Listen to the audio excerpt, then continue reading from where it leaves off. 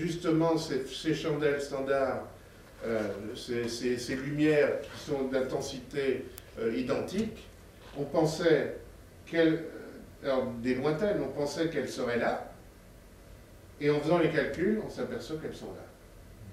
C'est-à-dire qu'elles sont plus loin que prévu, c'est-à-dire que l'univers qui est en expansion, et bien en fait, il est en expansion beaucoup plus grande, accélérée.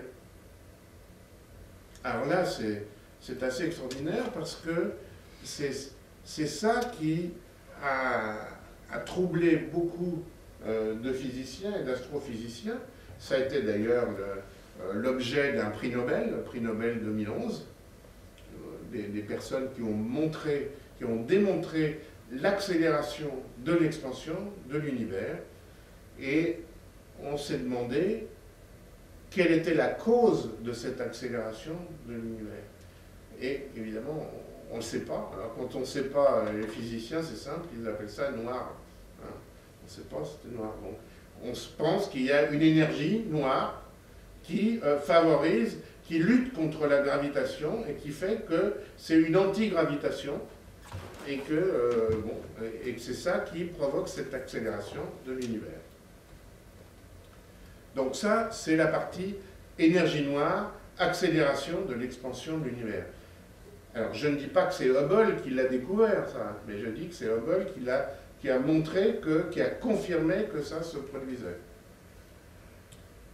Alors maintenant, il y a un autre problème, une autre chose intéressante. Je vous ai parlé d'énergie noire, ou sombre, mais vous avez tous entendu parler de la matière noire. D'accord ? Alors, là, il faut revenir un peu dans les années 1930. Il y avait un astronome américano-suisse, Fritz Zwicky. Il étudiait la vitesse des étoiles dans les galaxies et il s'est aperçu qu'elles ne tournaient pas à la bonne vitesse. Vous savez, vous connaissez tous les lois de Kepler, hein, plus on est loin, plus on tourne lentement, etc. etc. Et en étudiant la vitesse des étoiles dans cet amas, par exemple, ou la vitesse des galaxies dans cet amas, on pensait que plus on allait s'éloigner du centre, plus la vitesse serait faible. Évidemment, là c'est comme l'accélération de l'expansion de l'univers, c'est le contraire qu'on a observé.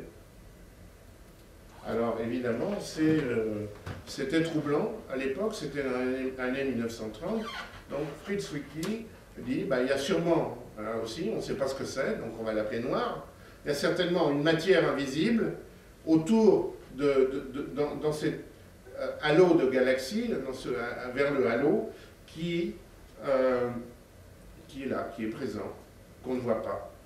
Et on va l'appeler matière noire. Mais alors, comme Zwicky, c'était un personnage facétieux, disons, et un peu porté sur la dive bouteille, il n'a pas été pris au sérieux à l'époque, et il a fallu attendre justement l'époque moderne, vers les années 60, 70, 80, pour mettre ça, pour vraiment démontrer qu'il existait une masse invisible qui semblait être présente sur les bords et sur les bras de ces galaxies, et que l'on ne voit pas. Alors cette matière noire, inconnue, est elle aussi affectée quand même par la gravité. Elle dépend de la gravité, puisqu'on a vu que ça jouait sur la vitesse des étoiles. Mais on peut la mettre en évidence avec l'effet des lentilles gravitationnelles. Alors là, on va parler des lentilles gravitationnelles. Qu'est-ce que c'est une lentille gravitationnelle? C'est un effet que Einstein avait trouvé, et évidemment on ne l'avait jamais vu de son temps.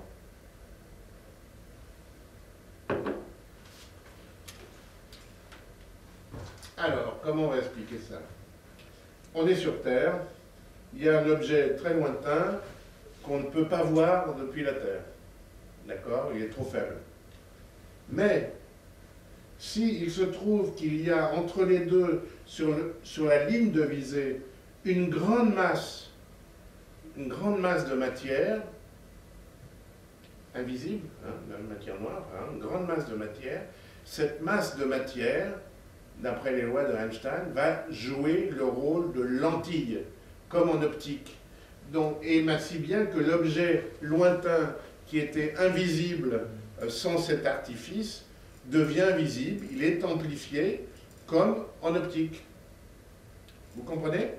Donc c'est un procédé qui va permettre de visualiser des objets très lointains et qui est maintenant très courant. C'est ce qu'on appelle les lentilles gravitationnelles. Lentilles, c'est clair, gravitationnelles. Alors, en fonction de la masse, de la matière qui est entre les deux, et en fonction de la position, si cette masse est régulière ou pas, si on est un petit peu décalé ou pas, on va avoir différentes formes, on va observer différentes formes. Dans le meilleur des cas, dans le cas le plus idéal, on va observer un anneau, qui évidemment, pour remercier M. Einstein, on va l'appeler l'anneau d'Einstein, où on va observer des mirages, etc. ici. Et voilà un petit film qui vous explique le principe. Donc vous voyez ici l'objet lointain, ici une masse invisible, et de terre, cette masse, et bien voilà ce qu'on va voir.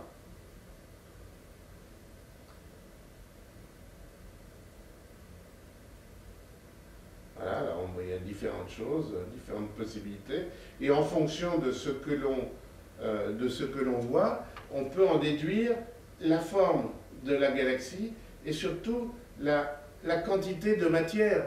Parce que cette matière, on ne la voit pas, puisqu'on est directement sur le trajet optique, on ne la voit pas, mais elle joue, elle est présente, puisqu'elle donne cet effet.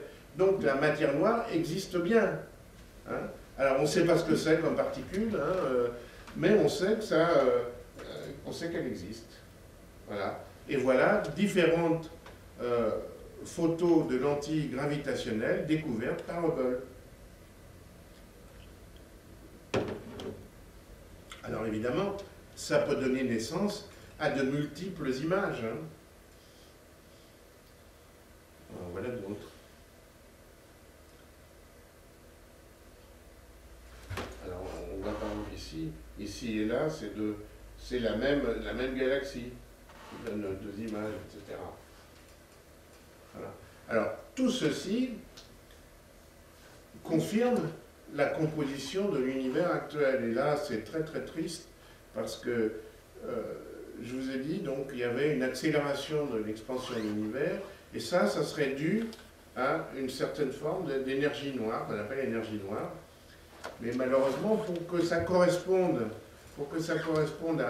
à la composition actuelle, à ce qu'on observe dans le ciel, eh bien, cette énergie noire représenterait les 3/4 de la densité énergie-matière de l'univers, les 3/4, et on ne sait pas ce que c'est. Ensuite, je vous ai dit qu'il y avait de la matière noire, celle qui va faire ces effets de lentilles gravitationnelles. Eh bien, la matière noire, elle représente presque 1/4, et on ne sait pas ce que c'est. Et nous, on est juste là.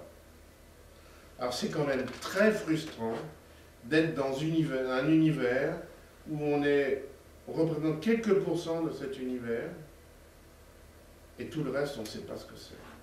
Alors, ou on se plante complètement, ou alors il y a quand même du pain sur la planche. Heureusement. Oui, heureusement, c'est pour les nouvelles générations, mais bon, il y en a qui ne croient pas à l'énergie noire, mais bon, il y en a qui ne croient pas à la matière noire, mais quand même, la tendance actuelle de 90% des astrophysiciens, c'est ça. C'est quand même très frustrant. Alors, Hubble n'a pas fait que ça, il a surtout quand même étudié les étoiles. Et il a notamment assisté à la naissance des étoiles. Les étoiles, vous savez comment se forment les étoiles. Alors, notamment dans le pilier de la création, voilà le fameux marche escalier, dans toutes ces zones-là, dans toutes les pointes, eh bien, on pense c'est une zone de formation d'étoiles. On les voit mieux sur cette... et voilà à quoi ça ressemble. Tous ces nuages